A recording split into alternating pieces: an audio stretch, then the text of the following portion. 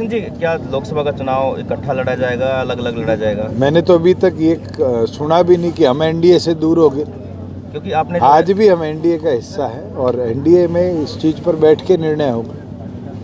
भूपेंद्र हुड्डा भी 2024 में बड़ी जीत का दावा कर रही है। तो भूपेंद्र सिंह हुड्डा की फ्रस्ट्रेशन दिन प्रतिदिन दिखने लगी है और जिस तरह की बातें उनने करी पीछे और ईडी के आगे जाने के बाद जिस तरह की उनकी गतिविधियाँ दिखाती है कि वो कमज़ोर है और आने वाले समय में देखना कांग्रेस भी उनसे ज़्यादा तो और उनके जो गुट हैं दो पार्टी के हरियाणा प्रदेश में उनको भाव देने का सारे विधायक सारे एमपी जितनी उनकी सैलरीज आती है या जो और भत्ते आते हैं उससे ज़्यादा तो उनका तेल लग जाता है।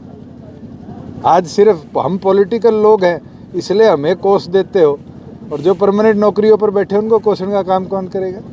देखो, मैं निरंतर बूथ योद्धा और बूथ सखी के माध्यम से हमने सभी साथियों से आग्रह किया है, जो लोग स्वर्गीय चौधरी देवीलाल जी जब यहाँ से सांसद रहे उस समय जुड़े, कुछ कारणवश हुआ उनने किसी और दल में जाने का काम किया, आज उनको वापस जनसंपर्क के माध्यम से हम जोड़े और संगठन में जल्द से जल्द वापस लाने का काम करें। आज उस सोच से जुड़े हर व्यक्ति के अंदर ये ऊर्जा है कि वो अकेला 100 कार्यकर्ताओं जितना काम कर सके और हमारा लक्ष्य प्राथमिक तौर पर है कि उस टीम को या उनके परिवारों को हम जल्द से जल्द जोड़ने का बड़ी मात्रा में काम करें। इसमें अंदर बूथ सखी में भी और बूथ योद्धा में भी कार्यकर्ताओं ने जिम्मेवारी निभाई भी है। 70% काम बूथ योद्धा का युवाओं ने पूरा भी सोनीपत जिले में किया है और मैं मानता हूँ लोकसभा से पहले एक नई फौज युवा पीढ़ी की हमारे सीट पर खड़ी। पटवारियों से भी जनता का अभी तक आ चुकी है। ऑलरेडी हमारी 2 चरण की बात हो चुकी है। उनके एक एग्जामिनेशन का इशू था, उसकी नोटिफिकेशन गैजेट हो चुकी है।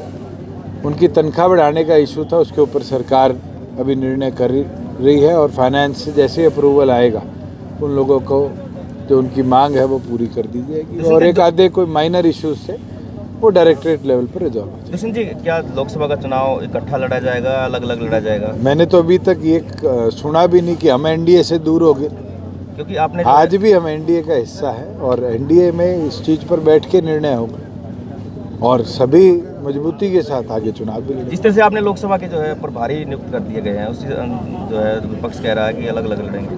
देखो, प्रभारी नियुक्त करना हमारे दल का ही नहीं सभी दल का काम है।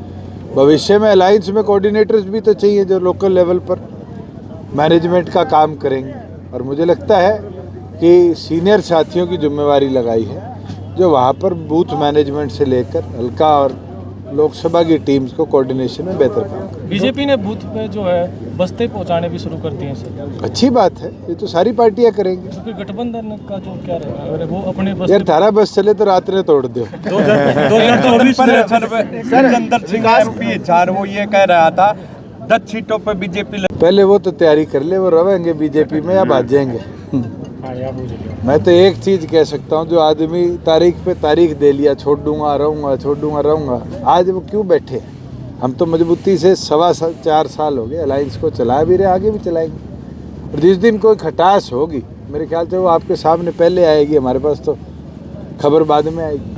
भूपेंद्र हुड्डा भी 2024 में बड़ी जीत का दावा कर रही है। तो भूपेंद्र सिंह हुड्डा की फ्रस्ट्रेशन दिन प्रतिदिन दिखने लगी है और जिस तरह की बातें उनने करी पीछे और ईडी के आगे जाने के बाद जिस तरह की उनकी गतिविधियाँ दिखाती है कि वो कमज़ोर है और आने वाले समय में देखना कांग्रेस भी उनसे ज़्यादा तो और उनके जो गुट हैं दो पार्टी के हरियाणा प्रदेश में उनको भाव देने का। दशन जी, क्या एक विधायक एक पेंशन नहीं होनी चाहिए? मैं तो इसका पक्षधर नहीं हूँ। अगर विधायक कोई 4 टेन्योर रहा है तो उसने जनता की सेवा करी है और उसके अंदर उसका जो भत्ता बनता है, पोस्ट अगर वो रिटायर हो जाता है और उसको दोबारा इलेक्ट नहीं करते तो मिलना चाहिए। आज के दिन मुझे लगता है देश के अंदर एक पंजाब को छोड़ के किसी प्रदेश में भी ये लागू नहीं। या तो हमारे विधायकों का टेन्योर भी आईएएस अफसरों जितना हो कि वो आईएएस अफसर जिस दिन सिलेक्ट होता है और 58 पे या 60 पे रिटायर होता है और आजकल तो बड़ा अच्छा है, विधायक की तो बेचारे की कोई वैल्यू नहीं है। जज और आईएएस अफसर तो सारे पोस्ट रिटायरमेंट भी पोस्टिंग ले लेते हैं 5-5, 7-7 सालों में। तो आज ये देखने की बात है कि इस तरह की सोशल डिबेट शुरू करने से पहले समाज को चारों तरफ से देखना चाहिए कि वो आदमी जो तनख्वाह लेता है या पोस्ट अपने टेन्योर पेंशन लेता है उससे उसका घर चलता है। और मुझे लगता है कोई ऐसा विधायक नहीं है जो अपनी तनख्वाह से ज़्यादा कॉन्स्टिट्यूंसी में खर्चा ना करता। सारे विधायक, सारे एमपी, जितनी उनकी सैलरीज आती है या जो और भत्ते आते हैं उससे ज़्यादा तो उनका तेल लग जाता है। आज सिर्फ हम पॉलिटिकल लोग हैं इसलिए हमें कोस देते हो, और जो परमानेंट नौकरियों पर बैठे उनको कोसने का काम कौन करेगा?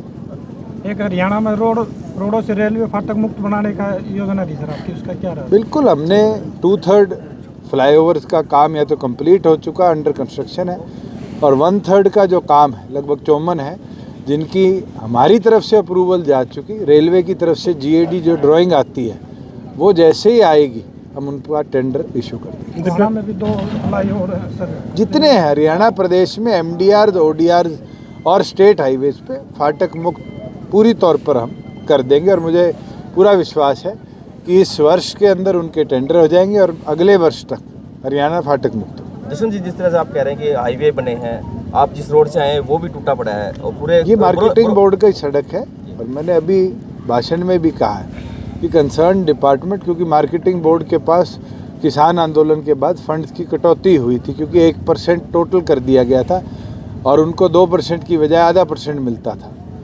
तो अब नाबार्ड से लोन आया है और जितने ऐसी सड़कें हैं इंटरनल रोड जो मार्केट बोर्ड, उनका रिपेयरिंग का काम जिला परिषदों को हैंड ओवर कर। भूपेंद्र मलिक और ये पवन खरखोदा कड़े मुकाबले में 2019 में हारे थे, तो 2024 में बड़ौदा और खरखोदा में आप क्या? मैं तो 2 सीटों पे क्यों रुकूं?